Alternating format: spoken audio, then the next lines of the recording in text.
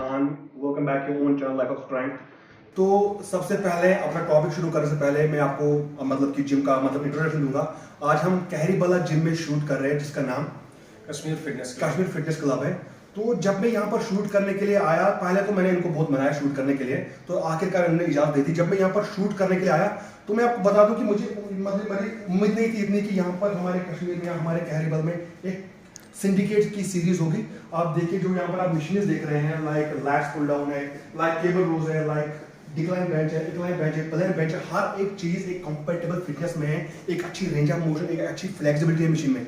तो अगर आप एक फिटनेस में आना चाहते हैं, आप चाहते हो कि हमारी मसल को एक अच्छा पंप मिले, मसल में डिसलोकेशन सेपरेशन ना हो मसल में, या टेयर आउट ना हो मसल, तो ये जो जिम के कश्मीर फिटनेस क्लब, तो ये बहुत अच्छा जिम है, बहुत अच्छी मशीनरी आपको यहाँ पर मिलेगी, जिससे आपको आप हर एक पार्ट, हर एक बॉडी, हर एक मसल को एक आइसोलेटली, एक सेपरेटली आप उसको प्रेस कर एक्टिवेट करोगे तो उसे चलते हैं अपने टॉपिक के ओर, मतलब अपनी एक्सरसाइज की ओर। जो आज एक्सरसाइज आपके सामने, आज जैसे मैंने आपसे प्रॉमिस किया था कि मार्च से हम एक्सरसाइज वीडियो है उनको स्टार्ट करेंगे। तो आज हमारा जो पहली एक्सरसाइज हम मतलब आपके सामने स्टार्ट करने जा रहे हैं, तो उसका नाम है बार्बल रोज।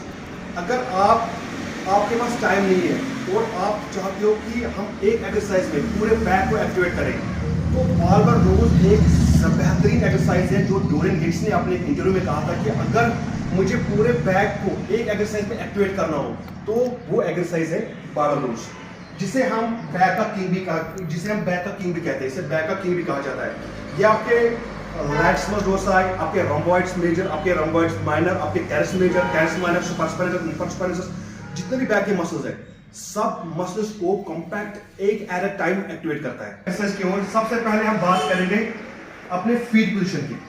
तो जो हमारे फीट्स है, इनमें जो हमारे टोज है वो थोड़े फ्लेयर आउट रहेंगे, ठीक है, ताकि आपका जो ये रैंडम मस है ये बुरी तरीके से स्ट्रेच ना हो।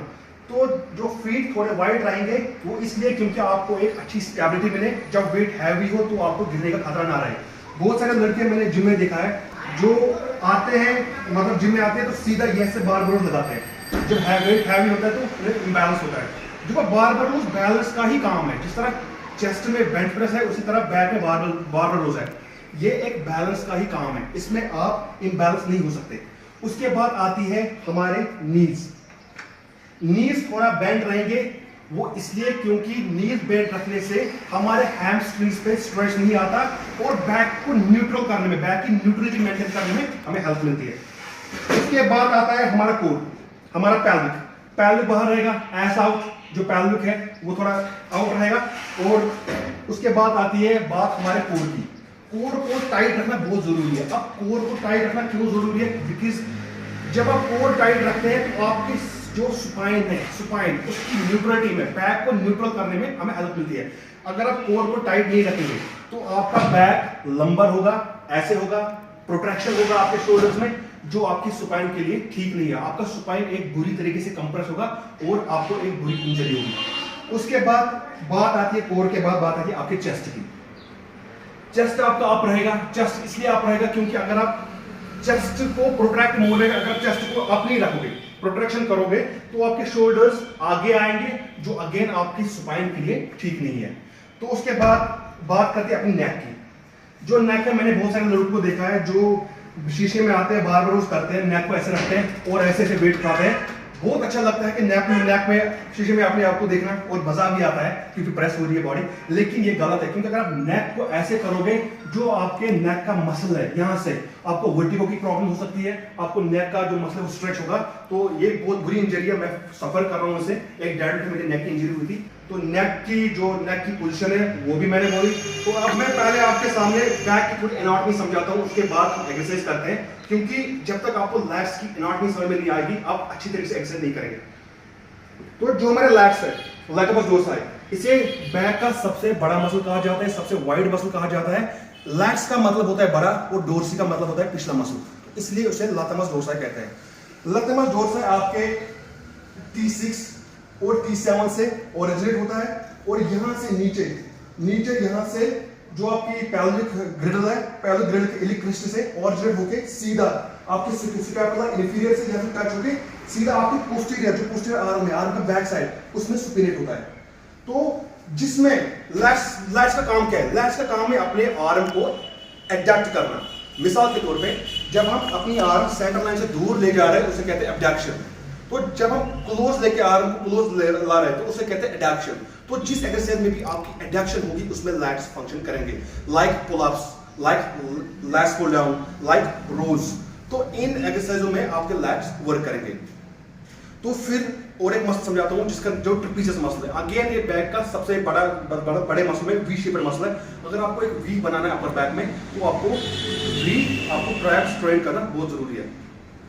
ट्रापेजियस मसल हमारे जो यहाँ पर होता है न्यूलाई, जो नकल होता है सर का, यहाँ से लेकर ये हमारे एक्रोमियम तक होता है। एक्रोमियम से लेकर 1/3 क्लेविकल बोन से और सीधा ये ओरिजिनेट होता है हमारे ट्यूबियल पे। और बाकी मसल्स भी है like teres major minor. Teres major जो मिडल स्कैपुला से लेकर ह्यूमरस में अटैच होता है, जो टेरेस मेजर जो मीडियल इंफीरियर पार्ट से लेकर हमारे ह्यूमरस में अटैच होता है। तो बैक के एनाटॉमी इसलिए समझा रहा हूं ताकि आपको एक्सरसाइज समझ में आए। तो सारा हमारा फिक्स हो गया। ये हमारे हो गई फीट की पोजीशन थोड़ा बाहर, हमारे हो गई नीज की पोजीशन थोड़ा bend, parallel girdle out, chest पेट को थोड़ा अंदर, कोर टाइट ताकि न्यूट्रल बैक ना हो, चेस्ट अप ताकि प्रोडक्शन ज्यादा ना हो, नेक को लाइन में रखेंगे। उसके बाद आती है बात ग्रिपिंग की। ग्रिपिंग जो हमारी होती है वो हमारी होगी शोल्डर विड्थ से थोड़ी बाहर, शोल्डर विड्थ से थोड़ी बाहर हमारी ग्रिपिंग होगी। और अब बात आती है कि हम बार को रैक कैसे करें। अगर आपके पास रैक है, आपके पास तो आप बार को उठाएंगे, ठीक है। लेकिन जो मिस्टेक लोग करते हैं, अगर आपके पास रैक नहीं है, आपको नीचे से वेट उठाना है तो आपको एकदम से ऐसे वेट नहीं उठाना है।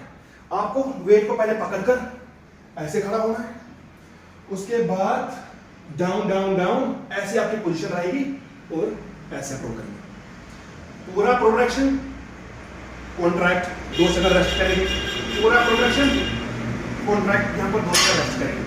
तो मैं ये पार्लर क्यों रहता हूं? बहुत सारे लोग जो आते हैं जिम में वो ऐसे आएंगे, ऐसे वेट को उठाएंगे और यूं करेंगे, यूं करते हैं ना।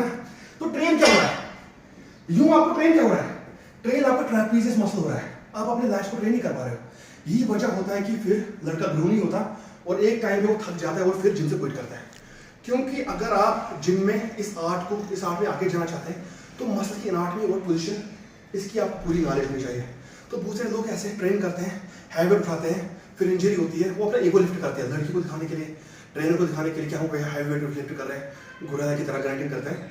तो अगर आपको एक कॉम्पैक्ट बैग चाहिए, जैसे लॉस फेरेंगो, जैसे आर्नोल्ड श्वार्ज़नेगर, जैसे काइग्रीन, आप काइग्रीन को देख सकते हैं, आर्नोल्ड को देख सकते हैं, उनकी जो लैट्स थे वो बाहर नीचे से एकदम लोअर लैट से लैट्स निकल रहा था, एक कोबरा बैग बनता था। वो इसलिए बनता था क्योंकि वो पूरा परला रहते थे ऐसे। जब आप ऐसे एक्सरसाइज लगाएंगे तो आपका पूरा बैग ट्रेन होगा। और लगाकर फिर मुझे कमेंट करना आपको क्या लग रहा है। पहले आप बिना बारबल के ही आपको डिजीनेस फील होगी। तो ये पूरा एक कॉम्पैक्ट पोजीशन है अपने बैग को लगाने के लिए। और अगर आप एक अच्छा कोबरा बैग, एक अच्छा वी ट्राइबर बनाना चाहते हैं, लैट्स पुल करना चाहते हैं, तो ये एक्सरसाइज आपको परला लगानी है। आपको ऐसे नहीं करना है, ऐसे नहीं करना है। और बहुत सारे लोगों ने मिस्टेक, बहुत सारे लोग कहते हैं कि हम ऐसे ग्रिप लेंगे, सुपीरियर ग्रिप लेंगे। अगेन सुपीरियर ग्रिप अगर आपको लेनी है तो आप बारबल पे ना लें, क्योंकि आपकी जो शोल्डर, जो ऊपर वाले ने आपको जो रिस्ट बनाया है वो इसलिए न्यूट्रल के लिए।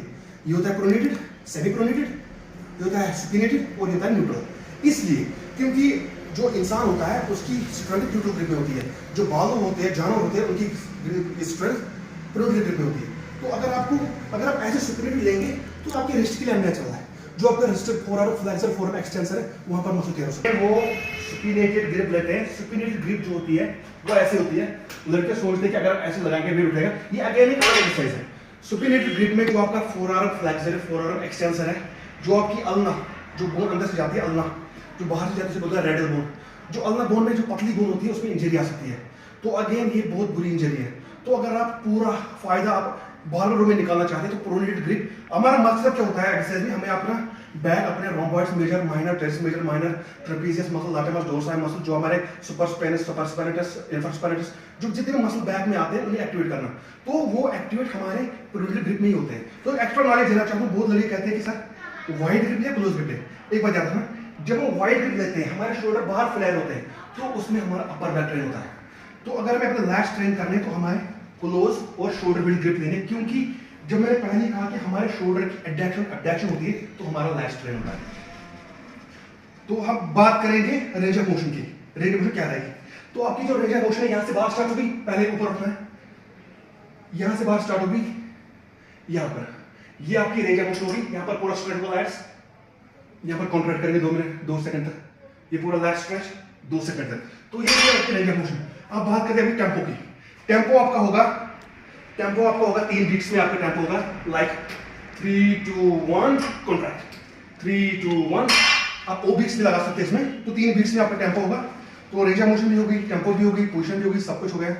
कुछ रेपिटेशन करके दिखाता हूं। तो जो बहुत और एक इंपॉर्टेंट चीज है आपके लिए, वो है आपकी ब्रीथिंग। तो ब्रीथिंग आप कैसे करेंगे? ये हो गई बार, ये मैंने पूरा पोजीशन कॉम्पैक्ट स्टार्ट किया, ये हो गई आपकी बार। तो जब आप कॉन्ट्रैक्ट करेंगे, ब्रीथिंग, तो ब्रीथ आउट, ब्रीथ इन, ब्रीथ आउट, ब्रीथ इन, ब्रीथ आउट, सब कुछ हो गया। तो ये थी मेरी इंफॉर्मेशन बार रोज के बारे में। अगर आपको बार रोज में और जाना है, क्योंकि मैं एक एक्सरसाइज को पूरा 2 दिन तक डिफाइन कर सकता हूँ बिना स्टॉप के, तो अगर आप एक एडवांस टेक्निक जाना चाहते हैं, इसकी 4 और टेक्निक जो एडवांस टेक्निक होती है, तो अगर आप वो जाना चाहते हैं तो आप मुझे कमेंट सेक्शन में बोल सकते हैं। तो ये थी मेरी इंफॉर्मेशन बार रोज के बारे में। अगर आपको वीडियो अच्छा लगा तो कमेंट